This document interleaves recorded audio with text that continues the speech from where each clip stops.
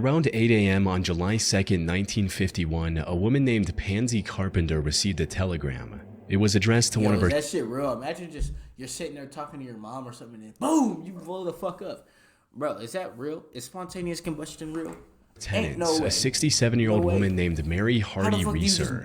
She went to Reeser's apartment to deliver the telegram, but despite calling out to her multiple times, Pansy didn't receive any response. Yo, I'm not gonna cuss. She tried to open the door, but the doorknob to Reeser's apartment was uncomfortably hot to the touch. Unsure of what to do next, Pansy called the police. After arriving on the scene, officers opened the door by force. However, what they saw behind that door would haunt them for the rest of their lives. Reeser was gone. In her place was a pile of ashes scattered across the floor. Upon closer inspection, officers found part of her left foot still wearing a slipper along with fragments of her backbone. Even more bizarrely, later reports mentioned that her skull had shrunk to the size of a teacup. What made the discovery even stranger was the condition of the apartment. The fire that had consumed Reeser's body was confined to a shockingly small area. The surrounding furniture remained untouched. In his report, St. Petersburg Police Chief J.R. Reichert stated, "We request any information or theories that could explain how a human body could be so destroyed and the fire confined to such a small area and so little damage done to the structure of the building and the furniture in the room not even scorched or damaged by smoke." Reeser's death became one of the most infamous cases of what is now referred to as spontaneous human combustion. This phenomenon describes cases where people seemingly ignite and burn to ashes without any external fuel source, leaving behind only a few remains like a leg or a hand. A similar thing happened to physician John Irving Bentley in 1966, where the only thing left of him was the lower part of his right leg and the rest was burned to ashes. Later in 1979, another case made headlines. A 51-year-old woman named Beatrice Oski suffered from the same fate on Thanksgiving. Niggas just explode at any given time? How long has this been happening?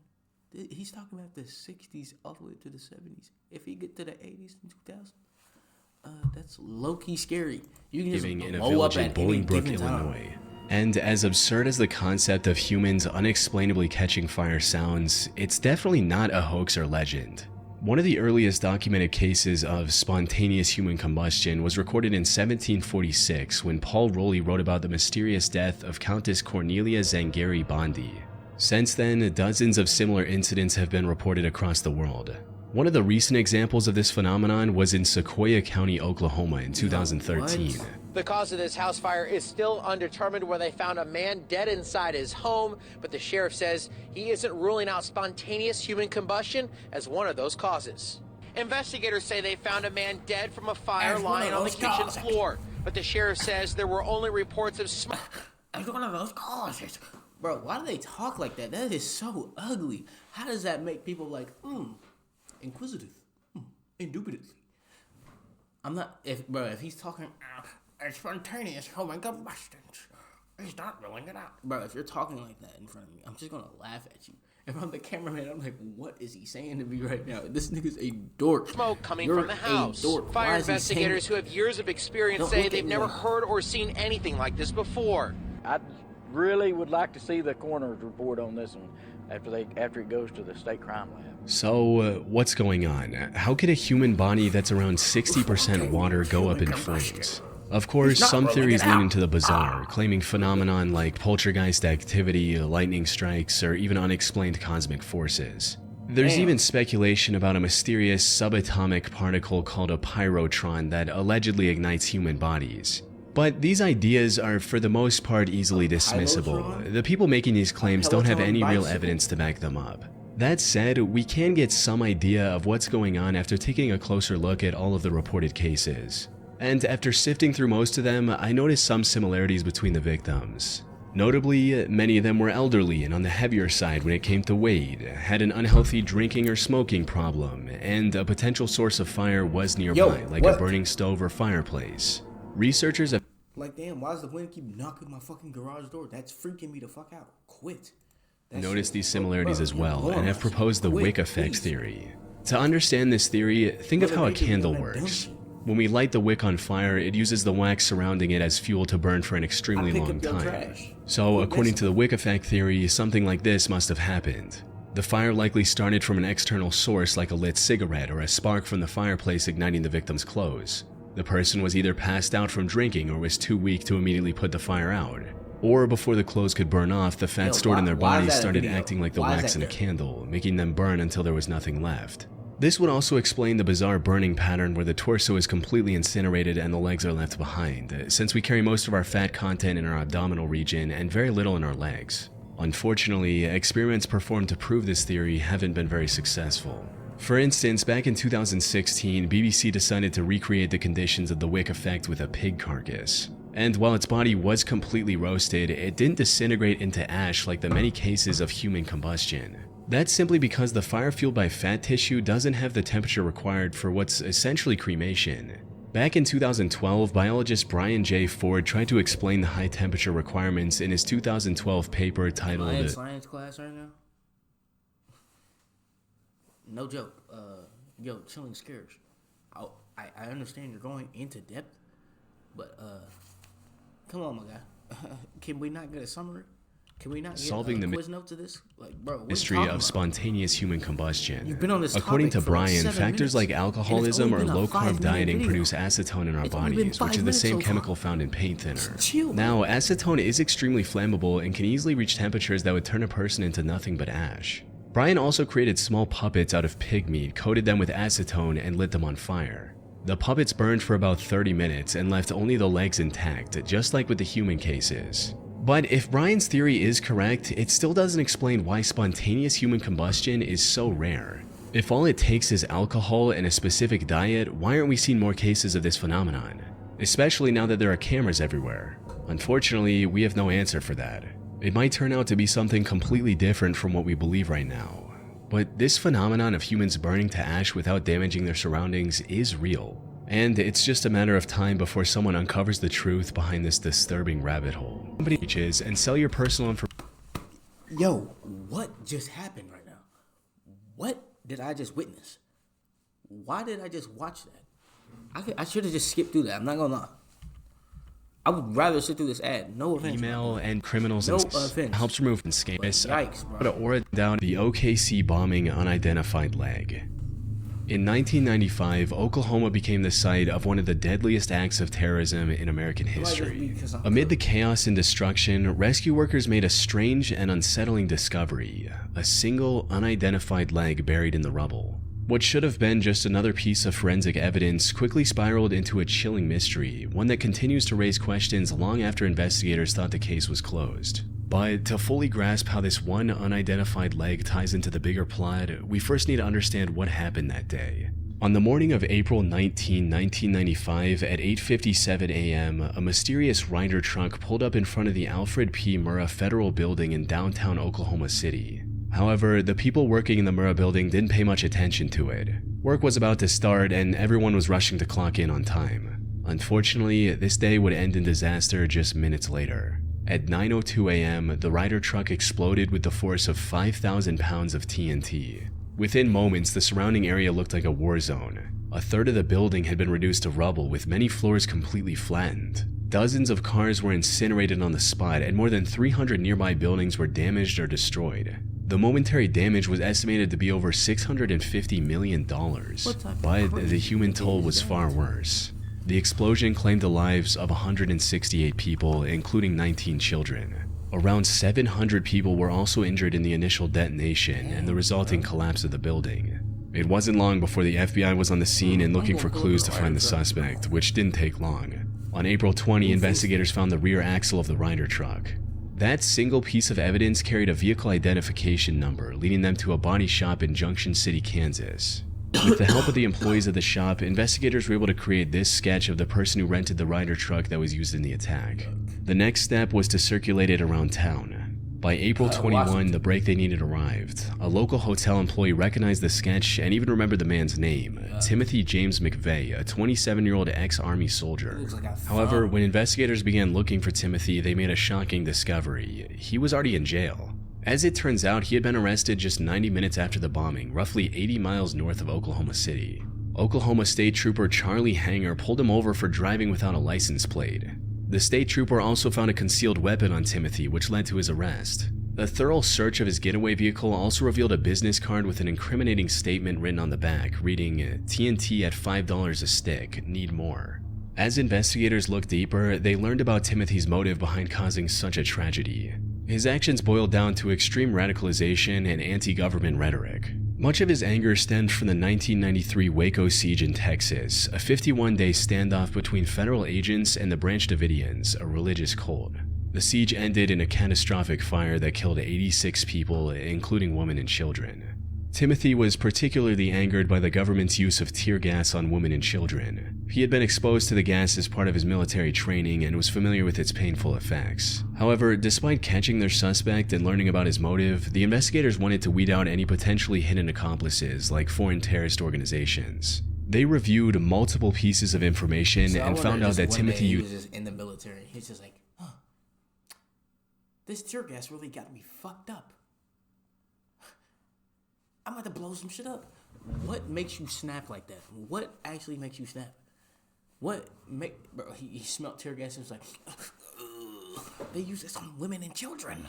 No. What? He's crazy. Put him down. Put him down. Give him death.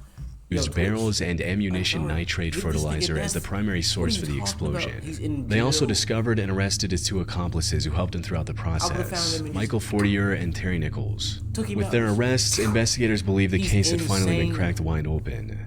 However, during the rescue efforts, the police encountered a new problem. Amid the rubble, they discovered an unidentified left leg. By this point, most of the victims had been accounted for and buried. The existence of this leg didn't make sense. Who did it belong to? Things became even more disturbing when the owner of the leg was identified as one of the victims, Lakeisha Levy, a member of the U.S. Air Force. However, when they exhumed her to place the leg where it belonged, the investigators were shocked to see that Lakeisha was already buried with two legs, a left and a right. Further investigation revealed that the unidentified leg did indeed belong to Lakeisha, and she had been mistakenly buried with one wrong leg. But this raised an even bigger question. Who was the owner of the leg Lakeisha was buried with? It has been nearly 30 years since the incident, and we still don't have an answer. A popular theory I came across was that the mysterious leg belonged to a second accomplice who came with Timothy and was mistakenly caught in the blast. This would be a viable theory if not for the fact that the investigators did not find any solid evidence pointing towards a second suspect being at the crime scene. But despite the lack of proof, the mystery has sparked some wild conspiracies. You see, there's a group of people who believe that the dude was white. So you're telling me she got her legs blown off and she never wondered why, like, why am I white? Why am I white down here? I know I got my legs blown off. My brains didn't get scrambled. What is happening, bro? What is happening right now? That the bombing was a government conspiracy to cleverly destroy investigative documentation regarding the Clintons and the Whitewater scandal. According to this theory, the mysterious leg belonged to the second accomplice who was working for the government. And the reason it hasn't been identified even after all these years is because it's part of a deliberate cover-up. But from what I've seen, this theory is a bit too far-fetched to be true. Think of it this way, if the people in power wanted to get rid of some documents, they had a million other, more suitable ways to accomplish this goal. Ones that didn't involve the tragic loss of so many lives. The more likely explanation for this mysterious leg is that it belonged to some undocumented homeless person who was near the building at the time of the incident. One Reddit user also backed this theory with a low-key finna go back to sleep but came to say, what's up? What's up, nigga? Personal account stating, I visited the area the day before with a coworker to get a search warrant from the U.S. District Court and also visit the people in the Murrah building. I was there during the investigation as an investigator. There was a black homeless woman that panhandled in front of the Murrah building. Everyone in my office was convinced it was her. We had seen her many, many times. You'll never change any of our minds that the leg wasn't hers. However, we really don't know if this is true to this day, and we likely won't ever, as I highly doubt the FBI or the Oklahoma government would reopen the 30-year-old case and spend tons of money just to confirm or deny the theories floating on the internet. That really blew me. That really blew me. She got buried with the wrong leg. Spontaneous human combustion. Like, oh my god. This shit is frying my shit, bro. Oh my god. In March of 2002, a tabletop RPG called The One Paragraph RPG was published by a person named Matthew/C++. It was already an extremely bizarre and overly complicated game with nonsensical rules and mathematical equations. However, the author changed its name to Hybrid and kept updating the game over the upcoming years. And with each update, the game got more and more complicated. As it stands right now, Hybrid has a total of 551 rules, which explain everything from the progression to the power system. But the truth is, these rules don't really explain anything. Hybrid is a chaotic mishmash of disjointed ideas and concepts that fail to work together, leaving the game completely unplayable. Of course, the large number of rules is a massive deterrent for most people, not to mention the horrendous, headache-inducing color scheme of the website. But even those who actually... What is this code? How do you think of this? Bro, I'm telling you, these people are nutbags that do this shit. These people... Yo, these are not normal people. You can tell that these are not normal people if you were having a simple conversation with one of them. You'd be like, hold up, this guy is fucking insane. He's making it, oh my God. Bro, how do you not spot these people from a mile away and just go, yo, somebody, please, lock him up. I just met this crazy ass dude. He's talking about world domination. Why are these people walking scot-free? Get them. Spend the time to read and decipher these rules have come to the conclusion that the vast majority of Hybrid is utter nonsense. For example, Matthew included countless mathematical equations in the rule set, but solving these equations often requires abbreviations like C2, DP, and LP, none of which are ever defined in the game. To make matters worse, some of the equations themselves are entirely made up and don't even adhere to basic mathematical principles. And as if that wasn't enough, the game is also riddled with odd tangents like movie reviews and a brownie recipe in case the players got hungry while reading the rules. Now, some people have tried to rationalize Matthew's intent behind creating these pages of utter chaos and nonsense, seeing this as a genuine attempt from someone with zero knowledge of game design. However, given the sheer oddity of this whole thing, that doesn't seem to be the case. Which leaves us with only two options to justify the existence of Hybrid. For starters, it's entirely possible that this whole thing is a massive troll. The author knows that 99% of his quote game doesn't make any sense and made it just to confuse people on the internet. Now, this could have been a plausible theory if not for the fact that Matthew kept working on it for years. The website hosting the game was shut down in 2009, but the author came back with a blog in 2016 and has continued the game since. Not even the most dedicated trolls have the time and energy to churn out so much gibberish for so many years. From what I've seen, the more likely option is that Hybrid is the life's work of a madman. Matthew is serious about creating the most complicated tabletop RPG ever. However, he's also suffering from some sort of mental illness, likely schizophrenia, which would explain everything from the random tangents, nonsense rules, and bizarre rants. In fact, the Hybrid RPG poses a striking resemblance to poorly planned comics by someone named Jack Masters, which I discussed in a previous video. Jack was also suffering from severe schizophrenia and created something just as bizarre as Hybrid. Sadly, given how long it's been going for at this point, I really doubt the author of Hybrid would ever come out and explain his situation and intentions in plain text. Bro, he's probably off that good. Temple that nigga OS. is off an 8-ball of crack. Terrence. That nigga is off something. He's either psychologically insane or he gets high and he starts thinking of the most random shit. There's no in between. It's either he's one or the other. That nigga came out Andrew David. A crazy man, a crazy baby, or he's just off that good shit like him. This was born in 1969 in West Allis, Wisconsin. He had a keen interest in computers from a young age, which resulted in him learning the assembly programming language on a Commodore 64 as a teenager. He later earned both a bachelor's degree in computer engineering and a master's degree in electrical engineering from Arizona State University and began working for Ticketmaster as a programmer. He had a good education, a steady job, and loving parents. Things were looking up for Terry. Unfortunately, by the time he turned 27, he started experiencing regular manic episodes. He was later diagnosed with bipolar disorder and schizophrenia, the latter of which became the driving force behind the project that made him famous, Temple OS. You see, back in 2003, he experienced a self-described revelation. In his words, God spoke to him and asked him to create a temple, which would later take the shape as an operating system.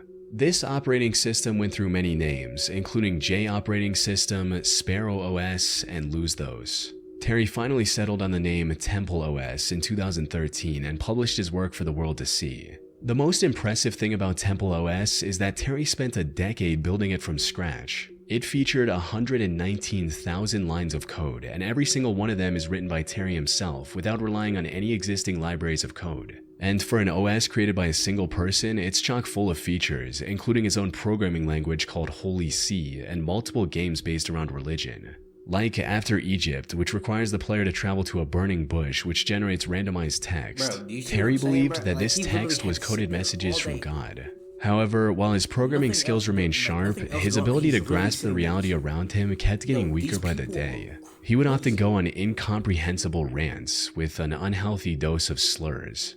God, I hate Frasier. You see what I mean? He's The insane. CIA glow in the dark. You can see them if you're driving. You just run them over. That's what you do. So that's what you do. I'm telling you, bro. These people are schizophrenic off of drugs. Yo, bad combos, horrible combos, worst combos. You're already, oh, I might shave this dude's face off. And then you want to think, oh, maybe I should go do some heroin. Yo, these people are crazy. Like, bro, I don't know if he's on drugs, but he's crazy. He's a crazy guy. Look at him. He said, yep, you run him over with cars. They glow in the dark. You can only see them in a car. He often posted Yo, similar what? rants on his Bro, Twitter oh account my as well. gosh. However, among the madness, these he would people just sometimes huge? become lucid and say some extremely Like, you have profound to run into them in the statements. real world. What's reality? Where are they I at? don't know. Where are When they my at? bird was looking at my computer monitor, I thought, that bird has no idea what he's looking at. And yet, what does the bird do? Does he panic? No, he can't really panic. He just does the best he can. Is he able to live in a world where he's so ignorant? Well, he doesn't really have a choice. The bird is okay even though he doesn't understand the world. You're that bird looking at the monitor, and you're thinking to yourself, I can figure this out. Maybe you have some bird ideas. Maybe that's the best you can do. Unfortunately, his mental health took a devastating turn in December 2017. After refusing to take his medication, Terry got into a heated argument with his parents. Well, I'm King Terry, and learned how to purify myself in a horribly impure environment. It's pretty rough living. No, I ain't taking my meds. Like, bro, you're crazy. Take them, please. Keep. I don't care how they make you feel, buddy. You're insane. You're insane. homeless Yo, and, you're crazy. Please stay on your medicine. Yo, if anyone out there has any of these problems, I feel for you. The confrontation pushed him Keep to your leave his head up, home, man. and he spent the following months living on the streets, homeless and struggling. In September 2018, Terry's life came to a tragic end when he was involved in an accident with a train near an overpass in Portland. However, despite passing away over 6 years ago, Terry still has a dedicated fan base online that's willing to keep his memory alive for decades to come.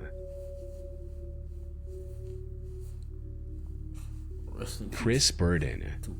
Christopher Lee Burden was an American artist who began his work in the early 1970s. However, unlike many artists whose goal is to create something visually pleasing, Chris's art was more about the idea of personal danger as artistic expression, and this was apparent from the get-go. His first known art performance was at the University of California in 1971, where for his final thesis, he locked himself in a locker for 5 days with nothing but a jug of trapped water in a to drink and closet. an empty jug to relieve Find me. himself. His next big art piece was a picture of him with a pistol aiming at an airplane. While he did get a visit from the FBI for this one, it was far from his most disturbing art pieces. Because in 1972, he performed what was later from his most disturbing But crazy. art pieces. Because in How would they? Oh, I mean, I don't know if he was already popular when he made that, but how would they find that? How would they find him if, let's say, he didn't even publish that, and the FBI came and paid him a visit? How would they even find him? The plane's cameras do not work that well to see anything. I haven't been on a plane, but seeing how people, when they take pictures, it looks like just squares. Am I too high for this? Fuck. I might be too high for this. From the FBI for this one, it was far from his most disturbing art pieces, because in 1972 he performed what was later called TV hijack, which involved him going on an interview on TV and then holding the host of the interview at knife point. Fortunately, he explained to the terrified host that this was just an art piece and no one got hurt. But the most chilling thing about Chris's work was that he wasn't afraid of getting hurt. In his 1971 performance called Shoot, he gave his friend a rifle and told him to shoot him in the arm. Now, the idea was the friend would barely graze his arm. However, he missed the mark and ended up shooting Chris clean through his arm, forcing him to be rushed to the hospital.